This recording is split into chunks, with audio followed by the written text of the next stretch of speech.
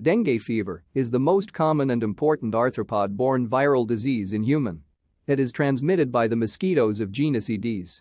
Two species of Aedes mosquitoes have been identified as vectors of dengue virus: Aedes aegypti and Aedes albopictus.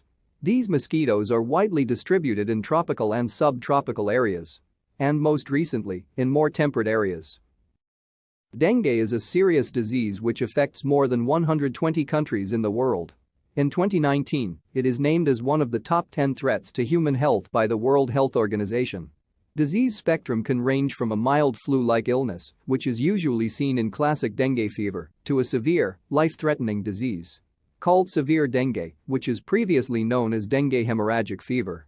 And it is characterized by coagulopathy, increased vascular fragility and permeability. If not closely monitored and managed, hemorrhagic fever is more likely to progress into a state of hypovolemic shock, which is known as dengue shock syndrome, or DSS. Dengue virus belongs to the group of flaviviruses, which contain a single-stranded, non-segmented RNA molecule as genetic material. There are 4 serotypes of dengue virus have been identified, and several serotypes can be in circulation during an epidemic. Infection with one serotype gives a lifelong immunity against that particular serotype. However, secondary infection with another serotype can cause severe dengue and dengue shock syndrome within the same person. Ultimately, an individual could be infected by all 4 serotypes of the virus. First, let's see what are the signs and symptoms of a dengue infection. Incubation period of the virus is about 4 to 10 days on average. Following onset, symptoms usually last for about 2 to 7 days. Many patients with dengue virus infection are asymptomatic. Approximately 1 in 4 people with dengue infection become symptomatic. Symptomatic infection commonly presents as a mild to moderate, non-specific acute febrile illness. About 1 in 20 patients with symptomatic disease develop severe dengue. Most of the time, these patients have a history of a prior dengue infection. There are 3 phases of the clinical course of a dengue viral infection: febrile phase, critical phase, and convalescent or recovery phase. Let's discuss about them in detail in the following sections. First, let's discuss about the febrile phase. High-grade fever is the predominant symptom in this period. In addition, patient may complain of severe headaches, along with retroorbital pain, severe arthralgias, or joint pains, severe myalgias, or muscle pain, bone pain, and some people may present with a macular or maculopapular rash, predominantly seen on flexor surfaces. In addition, patient may present with nausea and vomiting, and mild hemorrhagic manifestations, like petechiae, purpura, bleeding gums, epistaxis or bleeding from nose, hematuria or blood in urine, and a tourniquet test is positive in most patients. Let's see what is a tourniquet test in the next slide. A tourniquet test is performed by inflating a blood pressure cuff around the upper arm to a midway between systolic and diastolic blood pressure for 5 minutes. After removing the cuff, the number of petechiae per square inch is calculated. If it is more than 20, then it is a positive tourniquet test.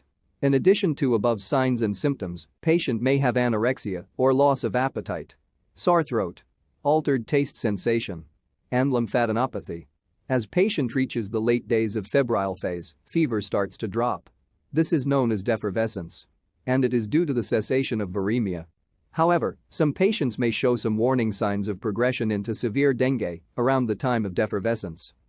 Now let's see what are those warning signs. As I told before, these signs begin to appear around the time of defervescence. These include persistent vomiting, severe abdominal pain, fluid accumulation in spaces like pleural and peritoneal cavity, mucosal bleeding, difficulty in breathing, restlessness, postural hypotension, hepatomegaly, and progressive increase in hematocrit due to hemoconcentration. The clinicians should always monitor the patients with dengue for these warning signs and must provide with appropriate supportive care to reduce the risk of developing hypovolemic shock. Now let's come to the critical phase. It begins after defervescence and usually lasts for about 24 to 48 hours. Most patients clinically improve during this period. However, some patients with a considerable plasma leakage can develop severe dengue within a few hours during this phase. And in these patients, fever starts to reappear. This pattern of fever is known as saddleback fever or biphasic fever. This graph shows the reappearance of fever during the critical phase. Increased vascular permeability is the cause of extensive plasma leakage in these patients. Due to the plasma leakage, blood volume starts to drop, which ultimately results in hypovolemic shock. Due to the plasma leakage, patient may have conditions like pleural effusions and ascites. And due to the reduced blood volume, patient may have hypotension, tachycardia, tachypnea, reduced level of consciousness, and hemoconcentration. In addition, these patients will show severe hemorrhagic manifestations, including hematemesis or vomiting of blood, GI bleeding, and hematuria, which also reduce the blood volume and ultimately result in shock. Some uncommon manifestations of severe dengue during this phase include hepatitis, myocarditis, pancreatitis, and encephalitis. During the convalescent or recovery phase, blood volume tends to stabilize by reabsorbing extravasated fluid into the bloodstream. Hemodynamic status stabilizes. Hematocrit stabilizes or may fall in some patients due to the dilutional effect of reabsorbed fluid. White blood cell count starts to rise, as well as the platelet count. Now let's discuss about the pathogenesis of dengue infection. It starts when an infected female Aedes mosquito bites a person for a blood meal. During mosquito feeding, the virus is inoculated into the blood. Female Aedes mosquito requires blood for their egg maturation. Unlike other mosquitoes, they are daytime feeders. They usually bite on the back of the neck and ankle area. Primary reservoir of the virus is human. When an infected person is bitten by a non-infected Aedes mosquito, the virus is transmitted into the mosquito and it becomes infected. When this mosquito bites on another non-infected person, the person also becomes infected. This is the main method of viral transmission. Patients who are hospitalized for suspected dengue infection are advised to stay within bed nets to avoid transmission during an outbreak. Because an individual with dengue infection can transmit the disease for about 4 to 5 days. Cell and tissue trophism of the virus plays a major role in pathogenesis of dengue infection. 3 major organ systems are affected by the virus: the immune system, liver, and the endothelial lining of blood vessels. During a mosquito bite, virus enters through the skin and infects immature dendritic cells, which are located in the skin. Then these infected dendritic cells will reach the lymph nodes. At the lymph nodes, monocytes and macrophages recruit to halt the infection. However, these cells also get infected by the virus. When these cells become infected, they secrete large amounts of cytokines into the bloodstream, which mediate the early, non-specific symptoms of the infection.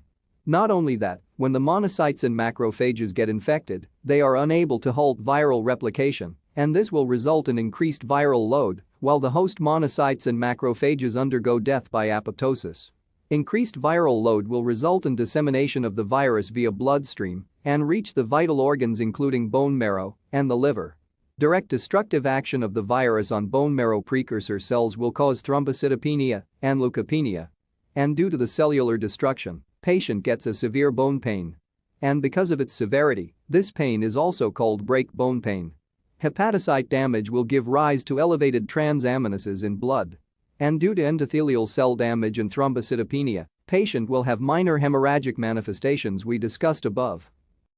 As we discussed before, secondary infection with another serotype will give rise to a more severe clinical presentation than the primary infection. Immunopathology behind this condition is not well understood. Currently accepted theory is as follows. Almost all the patients with severe dengue have a previous history of dengue infection with one or more serotypes. During a secondary infection, T cells produce small amounts of non-neutralizing antibodies, which are directed to the surface proteins of dengue virus. When these antibodies bind to the surface proteins, macrophages and monocytes get attached to the Fc portion of the antibodies in order to neutralize the virus and halt the infection. However, as the serotype is different from the previous infection, macrophages and monocytes are unable to halt the infection. Instead, they form antigen-antibody complexes, and the virus continues to proliferate unchecked.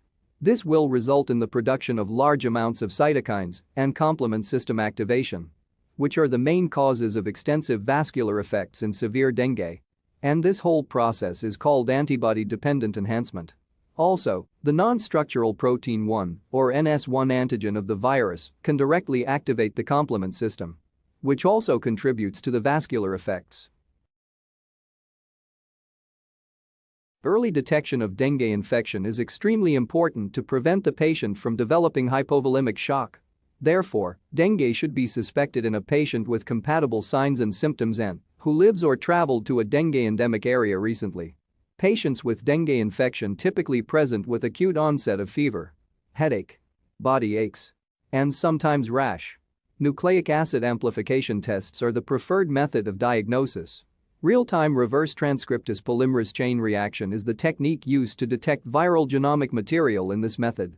It has to be done within the first week of symptom onset because with cessation of viremia, the virus will no longer available in the bloodstream.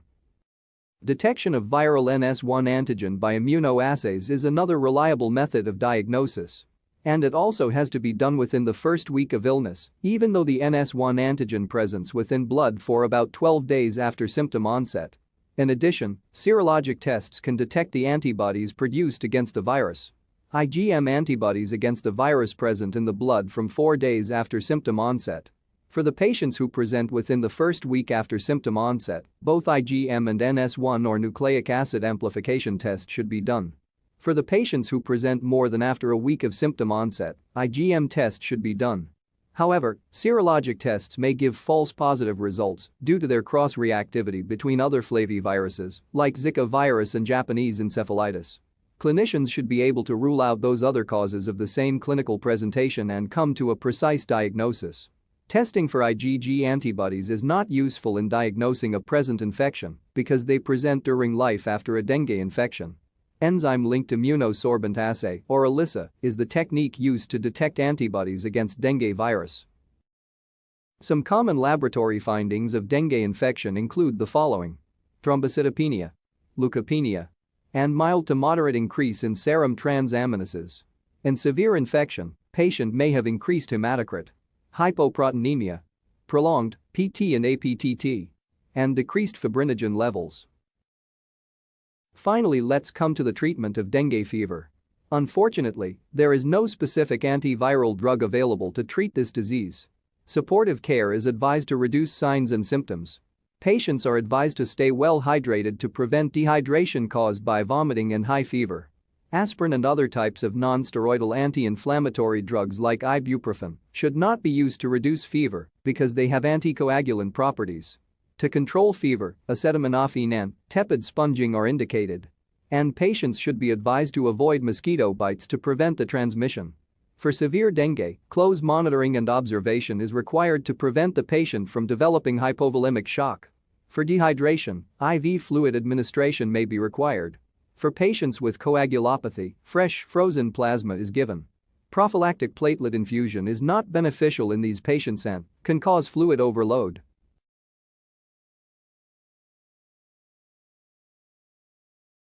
Finally, I will give you 2 MCQs to answer. Pause the video and try them.